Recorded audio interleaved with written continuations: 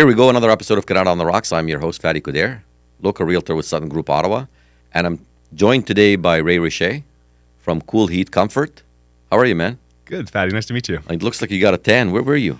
I was in Florida over the holidays. And how did that go? It was absolutely amazing. Got to visit my family, got to go down to Miami, enjoy some sun, kind of a little reminiscence of summer. It's a perfect timing, too. Like, it shows a very cold time of the year. Yeah, it was a good little break from all of this, especially with the heating season kicking in full blast. It's really hit us hard here. Heating season in full blast. Tell me more about that. Let's dig into it. Oh, heating season in full blast. Well, last night I got calls at 3 a.m., at 5 a.m. The night before I only got one call at 4:30, so that wasn't too bad. But yeah, I think today we're running 8 or 9 service calls and installing a furnace and heat pump today. So you guys do a ton of like after hours calls, or? Yeah, we provide 24-hour emergency service at an extra fee, of course. But yeah, no, of course. I mean, especially with the weather like this, minus 20, minus 25, like if you're, the furnace is not working for a couple of hours, you're going 10 degrees below. Oh yeah, like when I showed up at the house last night, it was around 13 degrees. Oh, wow. Yeah. So give it another hour or so. Yeah, it'd be down into the 8-degree mark, and it starts to get pretty uncomfortable at that point there. Absolutely. And then what happened? Tell me a little bit more, like from your experience. What would happen if the house gets to that, very uncomfortable? Well, the bad things are pipes freeze. Yeah. Right? Pipes freeze, they burst, floods.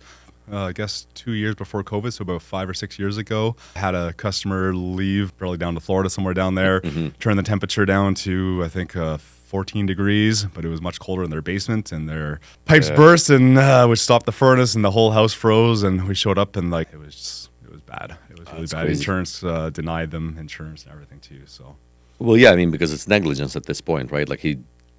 Speaking of which, since it's negligence, how can we tell the folks out that are watching, what's a good, comfortable degree to leave the house at when you're not there? So everybody kind of goes with 21 degrees. 21 degrees seems to be like the perfect temperature. Myself, I like 18 degrees. I'm a northern boy, so I run a little bit hot. So I like it a little bit cooler. I like to sleep at around 16, 17 degrees. Most people will bring it down to about 18 at night, and 20, 21 degrees during the day is generally the And I find a lot of people do the opposite. Like they actually put the heat up at night. It's like, there's a lot of studies that show it's much easier for you to sleep when you're, when the temperature is a little bit cooler in the house. Absolutely. Like around 18 degrees or so versus normally you're sitting around 20, 22 degrees, whatever you're comfortable with.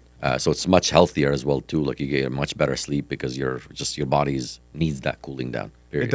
It does. I couldn't possibly sleep if my house is 20 degrees. I'm sweating. I'm the same as you. Like in the summer, same thing. Like when we put the AC on, I normally like to sleep around 18 degrees. The kids wake up freezing and it's just cursing me. I'm like, just get another blanket.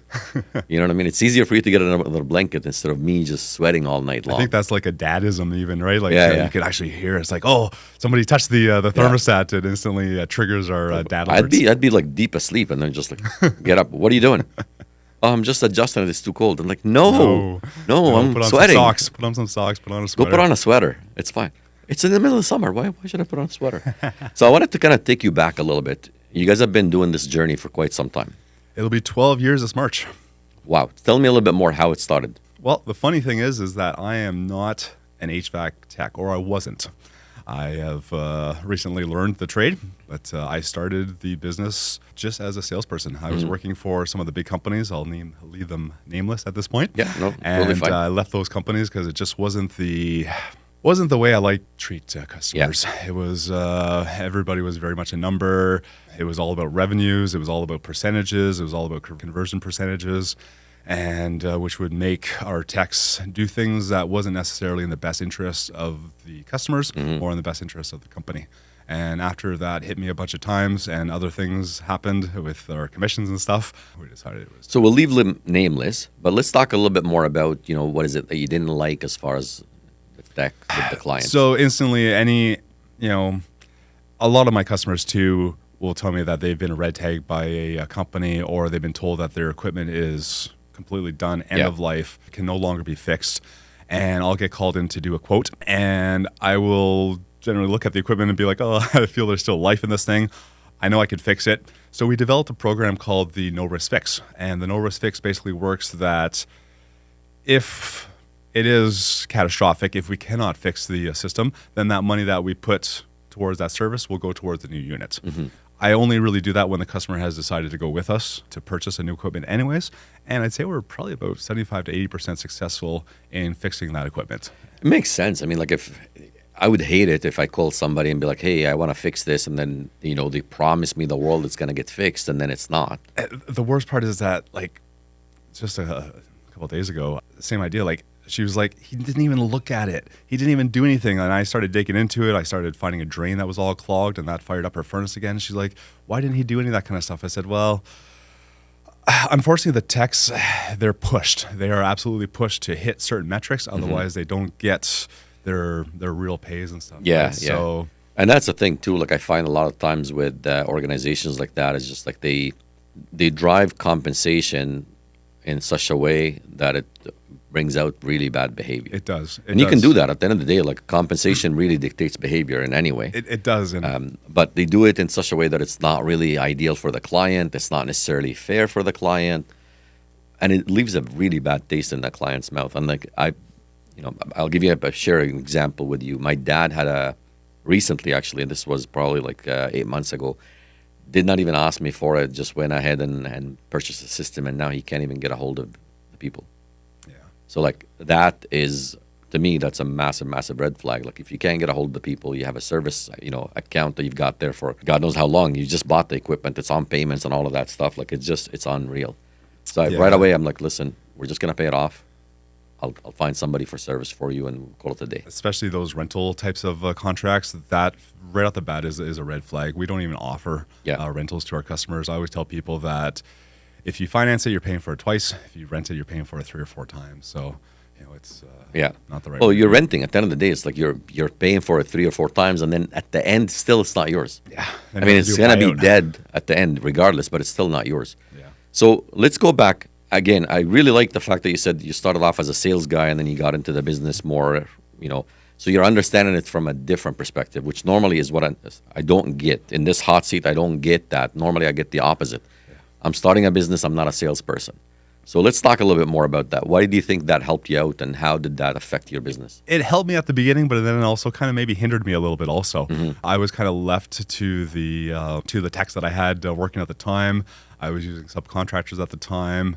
I started to realize that I was being lied to, stolen from. They tell me that I had to buy 100 feet of gas line, and I would show up on the job site and be like, where is it all? Right? And so after about 3 or 4 years, I really dove into it. Yeah. And I was blessed with a bunch of really good people. It's a good point you bring up, because it's like it shows kind of both aspects, right? Like when you're starting a business, a lot of the times you know everything about the business. Let's just say, for example, you're a technician. You know everything about delivering that service, but it's the sales aspect that you're missing. Yeah. In your situation, it's the other way around. Yeah. Which, with all honesty, I think I respect it more. I'm just saying that. I got a lot of slack from a lot of other HVAC owners at the very beginning. Like, they literally like, how can you run an HVAC company if you're not an HVAC tech? I said, well, I'm just going to hire HVAC techs, right? Which I did, but of course I ran into challenges, of course. And again, like I said, my saving grace was I met some really great people. I hired some really great people, surrounded myself with really great people that were much more skilled than I was, and were willing to show me these things and willing to show me all the stuff. So now I'm able to almost fix everything now. That's fantastic. Yeah. So 12 years, how did the business take off? So the business took off. I was a sales manager for one of these big corporations. And some bad things happened, and I was blessed with a great family that helped me get the business off the ground and get it started financially. And then I just started to sell. And then once that kind of wore itself out, I then started to get more into the technical side, learning that technical side, really learning the business, designing systems now. A lot of my senior techs are coming to me asking me, for a little bit of advice and stuff like that too. So it's So cooling and heating, there's 2 different aspects to, the whole thing. Tell me a little bit more about both. Like, what should people look for when they're setting up a cooling system, a heating system, and what they should look for in an organization as well? Absolutely. So the main thing I always preach to my customers is that if we're looking at a pie of 100%, The actual brand itself is 20% of the equation. The installation is 40%, and the maintenance of the system is the other 40% of it all. So I always say that you could have the best system, not installed properly, not maintained, and it will not work very well. And you can have a really lower end system installed properly and maintained well, and it will outperform that really high end system. So it's really more of it's a wholesome sort of approach, right? Like it's not just the system, it's not just the installation, it's really all including the Absolutely. the There's a lot of standard practices, good practices and best practices, and we have written all of our SOPs all around the best practices, making sure that we've done everything to extend the life of that equipment, right? So if you don't, I've seen equipment go after 8 years, and I've seen the same type of equipment last almost 20 years. What do you recommend normally for folks that are want to have their equipment lasting 20, 30 years? I mean, 30 years is probably like over the life, but let's just say. Not anymore. Like I still have equipment out there that's 40 years old because it was built. Well, I sold the house, actually, speaking of which. I sold the house in November last year. That was the year before. It was literally 45 years, that furnace, and still kicking and humming. To keep those going. Like, those are the... And they just had a service done to it, and it was perfect. The guys, don't touch it. Yeah. Just cleaned it, got it up and running, and I've got a few customers like that, and they were actually really smart, and they bought the couple of components that do go on these things, and I have seen 50-year-old equipment out there. The newer stuff, there's no way it's going to last 25 years. Mm-hmm. So what do you recommend, again, to make it last, that full 20, 25 years? Proper maintenance. Proper maintenance. Proper maintenance. And proper what does that installation. include? Proper maintenance is, so the main difference with the equipment these days compared to 25, 30 years ago is that it's a lot more efficient, it's a lot more safe. And because it's safe, it will fail a lot, but it's doing its job. Yesterday I went to a call, and the pressure switch knocked out the furnace, and it did its job because there was a big wind that was coming in and wasn't allowing the furnace to exhaust it properly, which would, of course, make the exhaust come into the house and do bad things. So it's an inconvenience, it's a nuisance, but the alternative is not really a good alternative. No, especially like the fumes coming back in the house. It's not really a good. So that's one of the things I always try to preach to customers. Every year I see the posts on Facebook where people are showing the venting with the snow and saying, make sure you uncover the snow, otherwise you're going to get that into your house, and it's not possible. It's just these furnaces are so safe these days. If you have a furnace that's anything less than 20 years old, it's impossible for the exhaust fumes to come back. Mm-hmm. But it will shut down. It will shut down. What it's supposed to which be. Is what it's supposed to do. Kind of thing. And that's what I try to explain to my customers is that it's doing its job, right? It's doing its job to keep you safe. It's a nuisance. It's a bit of a hassle. Go without heat for maybe a bit of the evening. Maybe have to pay a bit of a service call, but again, the alternative is not a good alternative. And what's your response rate right now, like for a service call? Like just, again, obviously it depends on how busy it is, but like... Our goal is within 4 hours. Within 4 hours. Yeah, when it gets really, really busy, or in like the last couple of days, we had 4 staff members sick this week here alone. So I think we had some customers that were maybe 10 to 12 hours. Yeah. Which... It's not ideal, but it's not ideal. Definitely, definitely. At the end of the day, like within 24 hours, I think it's still pretty reasonable. That's what most companies are going for. Again, we're trying to be a little bit better. The main thing that I'm preaching to my customers is have backups, have a fireplace, have some heaters. Yeah. Like even at my place, I've installed baseboard heaters in my basement just as an extra backup, right? So we do a lot of that kind of stuff for people. Just in case. Yeah, especially like it's a lot different than it was before, and I hear that all the time for customers. My other furnace never had these issues, and so I'm always trying to do a lot of education on how these furnaces work, just so that they understand what's happening. They don't feel that anybody's ripping anybody off or anything like that at all. And, no, for sure. And what's an average and again, it doesn't have to be exact numbers, but just again, average sort of service call once a year to keep the doctor away, kind of thing. Or to keep Ray away in this situation. So our maintenance service calls are $150 per unit. Yeah. We'll bundle 2 units, your furnace and AC for $250. And then an actual repair kind of depends on the locations, right? So local to us, we're $150. I think up into Kanata, we're $180 or something like that for travel and stuff. Mm-hmm. And when you're coming in, it's just really just cleaning, checking out the pipes, making sure. So it depends. We get two different things. So we have emergencies and we have non-emergency service, right? So our yearly service, we call that maintenance. Yeah. Where we come in and just do the preventative maintenance, clear the drains, clean it all out, clean the blower fan, make sure that everything's running properly, and try to avoid any of those little nuisance calls that will happen in the wintertime. And then the other side of it is our emergency call-outs, where my heat's not working. I don't know what's wrong with it. Come help. Yeah, right? yeah. I'm stranded, basically. Yeah, yeah. I'm going to be freezing to death here shortly. Yeah, yeah. So when you recommend, would you recommend once a year, twice a year? We recommend once a year. Once a year? Once a year is plenty. For newer equipment, you could maybe skip a year or two here and there, but the manufacturers are really cracking down on things. Yeah. And they've really changed a lot of the rules and stuff, which has also, kind of upset a lot of people that they have to now do these maintenances every single year, which, again, I've had equipment 20 plus years that they've never done maintenance at all, Yeah. Now, without mentioning any brand, what is an ideal heating or cooling method that you normally recommend? Well, our main brands are Bosch, Rheem, and Goodman. Bosch we really got into because it's just such a really great name.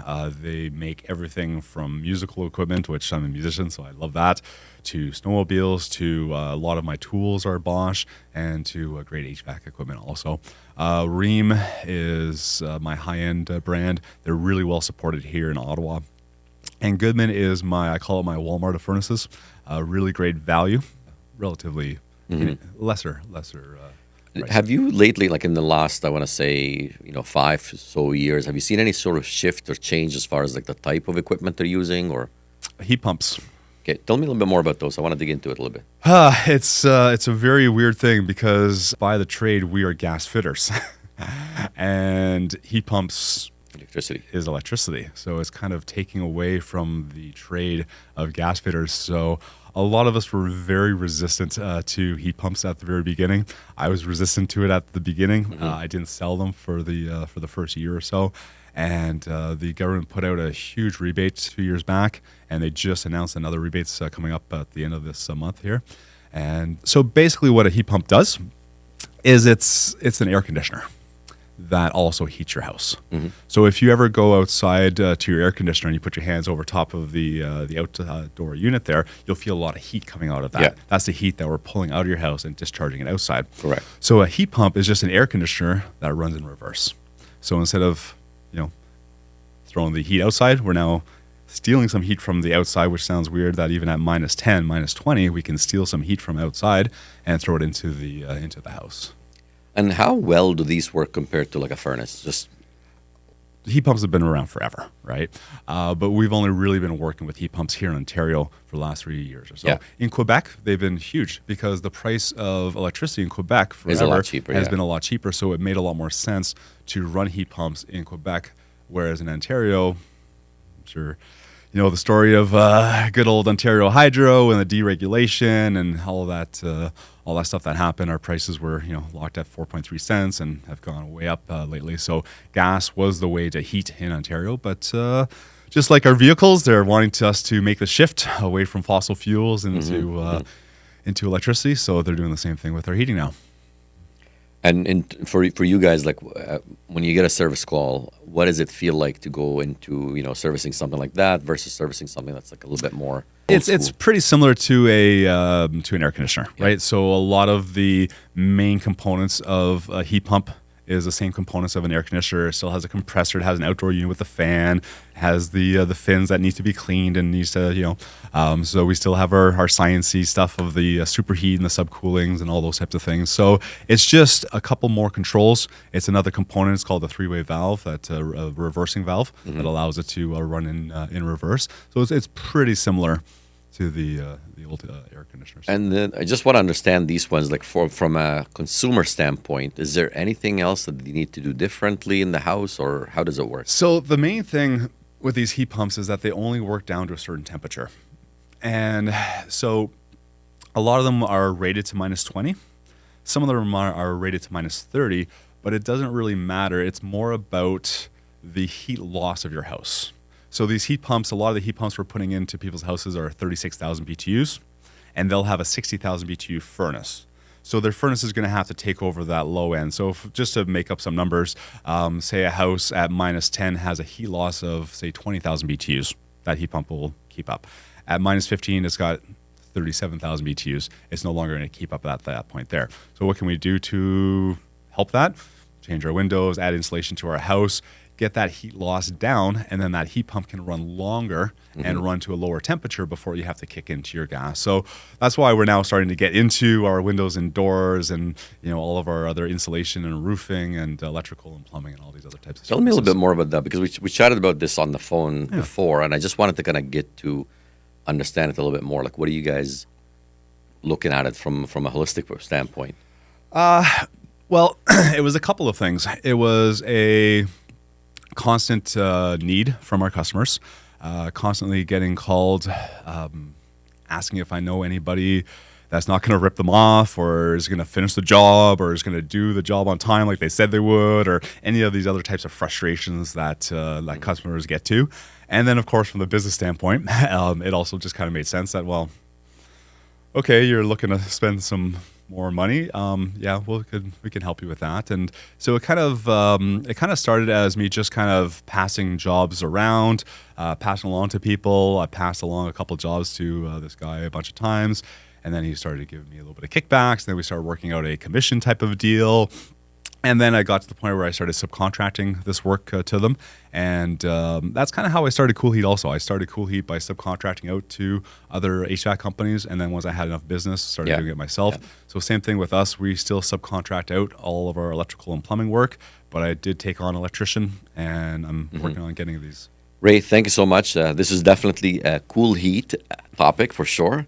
Really appreciate it. For folks that are watching, thank you so much for watching. If you like what you see, please don't forget to hit the like button. And for episodes like this, we release them weekly. Just hit the little subscribe button and the bell icon, so that way you can get more and more alerts about organizations here, businesses around the city, to learn more about businesses across the city and Ottawa. And again, thank you so much for watching Kanata on the Rocks. Thanks again, Ray. Thank you, Fady. Perfect, man.